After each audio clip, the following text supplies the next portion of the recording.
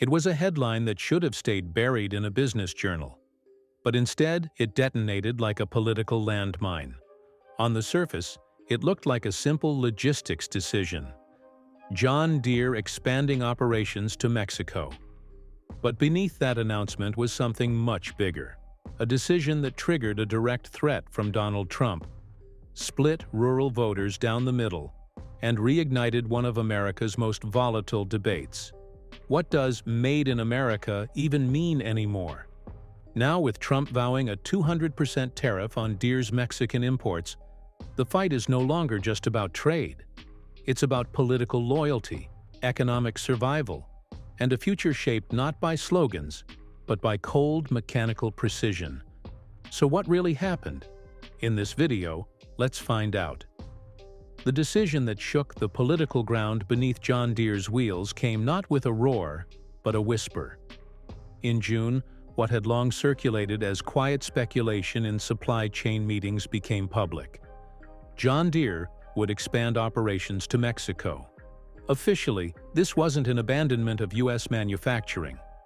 It was framed as a necessary adjustment, a supplemental plant that would focus on producing mid-size equipment like skid steer loaders and compact track loaders, machines in high demand among small to mid-size farms. But in practice, this wasn't just about machinery. It was about mobility. Deere had identified a series of growing constraints inside the U.S. manufacturing ecosystem, like labor shortages, delayed freight, and unpredictable costs. American ports were overwhelmed, rail systems were under pressure, and cross-country logistics had become a game of luck, not strategy. In these circumstances, Mexico offered an almost irresistible package, like reliable infrastructure, proximity to key markets, lower wages, and most importantly, flexibility. The Latin American agricultural market was exploding. Countries like Brazil, Argentina, and Colombia weren't just growing food. They were modernizing their farming systems, investing in machinery and building the future of food security in the global South. Deere saw a surge in demand, not in 5 years, not someday, but right now. And it needed to be present where that growth was happening. Opening a facility in Mexico wasn't just about saving costs. It was about being faster, closer, and better positioned to serve the world's next agricultural powerhouses. Still, despite careful framing and assurances that more than 95% of North American production would remain in the U.S., the backlash was immediate, because this wasn't just a supply chain decision. It was a line crossed, a symbolic move that, in the eyes of many, betrayed more than a factory. It betrayed an identity, and the political explosion didn't wait for the dust to settle. Within hours of the announcement, Donald Trump, never one to let a corporate decision go unpunished when it clashes with his economic nationalism, took center stage. During a televised address, he delivered a message as fiery as it was calculated. "If you take jobs out," he warned, "you won't bring your machines back in without paying dearly." The threat? A 200% tariff on any John Deere product manufactured outside the United States. What followed wasn't just a reaction. It was a campaign pivot. At rallies in key farming states like Iowa and Ohio, Trump didn't just criticize Deere. He named them over and over, turning the company into a lightning rod for everything he claims is wrong with globalist corporations. It was a red line, drawn in public. American companies that move abroad, even partially, would face economic punishment. Economists, however, saw something more dangerous. This wasn't a regulatory response. It was policy by pressure, governance by grievance. When a sitting or former president singles out a private company with tariff threats based on political optics, it sends a dangerous message to every global firm that economic decisions made for survival could be criminalized by the court of populist opinion. But while Trump's base may have cheered, business leaders took note, and not in the way he might have hoped. For companies operating across borders, the Deere threat wasn't an isolated case. It was a signal, a warning shot that no brand was too iconic to escape the wrath of anti-globalist sentiment. Interestingly, despite the noise, Deere didn't flinch. It didn't issue a retraction, an apology, or even a symbolic walkback. Because what the public was calling betrayal, Deere's executives were calling strategic necessity. At the heart of their decision was not ideology, but mathematics. U.S. labor costs had risen sharply, skilled factory workers were becoming harder to find, and the time and expense of sourcing materials domestically had begun to outweigh the benefit of Made in America branding. Every delay, every hiccup in the U.S. transport system was a cost multiplier. And with global competitors like Mahindra in India and Kubota in Japan already operating agile, cost-efficient factories in the developing world, Deere was simply catching up to the new manufacturing paradigm. Moreover, the move to Mexico wasn't a shift in mission. It was a shift in momentum. Deere's core U.S. factories would still produce the bulk of its flagship machines, like the large tractors, combines, and harvesters that form the backbone of American agriculture. The Mexican facility, meanwhile, would focus on the nimble, high-demand equipment suited for export markets and small farm applications. And that matters, because while Trump saw betrayal, Deere saw diversification. It wasn't about walking away from America. It was about positioning the company to win globally, without being strangled by the inefficiencies of a single supply chain rooted in a single country. But perhaps most importantly, Deere knew something Trump didn't want to admit. The jobs in question weren't coming back anyway. Not to Mexico, not to the U.S., not to any border. Because the real transformation was not geographic. It was technological. That's because manufacturing in factories is now automatic, requiring less human interference. Therefore, even if factories come back to the United States, significant numbers of jobs won't be created. Before we continue further, tell us, are you enjoying the video?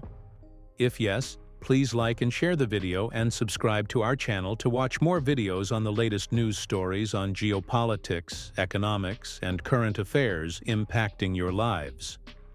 Amid all the noise, the rallies, the tariffs, the accusations, the most profound shift went almost unnoticed. Because the real story behind Deere's move isn't Mexico, it's machines. Even if Deere canceled its Mexican plant tomorrow and brought every bolt and bracket back to Iowa, it wouldn't translate into thousands of jobs. Why? Because Deere, like nearly every advanced manufacturer in the world, is transitioning to a future where humans are no longer essential on the assembly line. The company's investment in AI, robotics, and autonomous systems is staggering. Driverless tractors are already in use across parts of the Midwest. Drones scan fields for crop health. Smart sprayers apply fertilizer with pinpoint accuracy. A single technician can now oversee a fleet of machines, tasks that once took an entire crew. So when Trump promises the return of good American jobs tied to factory floors, he's selling a dream that doesn't exist anymore. Because even when those factories are here, they are being run by algorithms, not apprentices. And that's the quiet irony of this entire episode. Outsourcing is no longer the job killer. Automation is. The robots didn't vote for Trump, and they don't pay tariffs. They just work, faster, cheaper, and more precisely than any political slogan ever could. However, when Trump threatened a 200% tariff on John Deere's foreign-made equipment, traders braced for a bloodbath. For a few hours, it looked like it might happen. Deere's stock wobbled, losing nearly 3% in early trading. But then something remarkable occurred. It bounced back. And fast.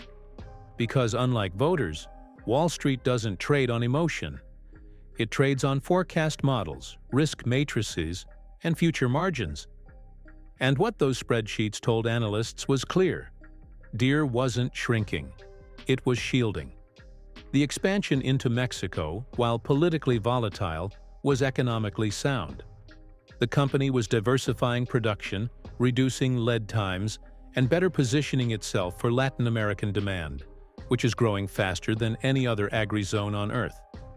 Goldman Sachs issued a note calling Deere's decision forward-positioned and domestically secure, emphasizing that Deere still manufactures the majority of its core product lines in the U.S. Bloomberg analysts went further, arguing that Trump's aggressive tariff threats could actually backfire, not on Deere, but on its international competitors like Kubota, Yanmar, and Mahindra, all of whom lack significant U.S. manufacturing capacity. However, in a stunning twist, the very tariffs Trump intended as punishment could make Deere more competitive at home. By already having a robust U.S. manufacturing base, Deere could absorb the shock better than its rivals, effectively turning the policy weapon into a protective shield. However, what this story ultimately reveals is a broader ideological showdown of Trump's nostalgia versus Deere's numbers. Trump is offering an economic vision rooted in the past: heavy industry, visible jobs, factory towns lit up by midnight shifts, and union paychecks. That vision has emotional appeal. It promises dignity and structure to communities that feel left behind. And it plays well on the campaign trail, where every shuttered plant becomes a symbol of betrayal. But Deere is playing a different game, a game of data, not dreams. The company's roadmap isn't shaped by campaign rallies. It's shaped by efficiency curves, yield algorithms, and predictive maintenance platforms. Deere isn't preparing for 2025. It's preparing for 2035. And in that future, competitive advantage comes not from slogans, but from sensor data, supply chain fluidity, and technological agility. This is why Trump's threat is more than just a headline. It's a test. If he succeeds in making an example of Deere, then every global firm operating in the U.S. will rethink its calculus. But if Deere weathers the storm and continues to grow despite the noise, it could set a precedent that innovation still has room to breathe, even in a political ecosystem growing more hostile by the day. Now the battle is fully visible. Trump wants loyalty, national, symbolic, and personal. Deere wants autonomy, operational, strategic, and global. Both are powerful in their own way, and both are wagering their futures on this collision. Congress may push for hearings. Trump may escalate with tariffs, but none of that will stop the machines. The tractors will still roll, from Mexico, from Iowa, from whatever continent delivers the best mix of speed, skill, and scale. The algorithms won't care about the zip code. They will care about the uptime. What do you think? Will rural America defend Trump or the tractors that feed it? Do you believe Trump's 1950s-style politics will survive the economy of 2025? In the comment section below, share your thoughts on the fact that Trump's Made in America policy is actually discouraging manufacturers to relocate in other countries. Do you want to watch more videos like this one? If yes, subscribe to our channel and press the bell icon next to it. We bring the latest news stories on geopolitics, economics, changing world order, and current affairs. Things you need to stay informed.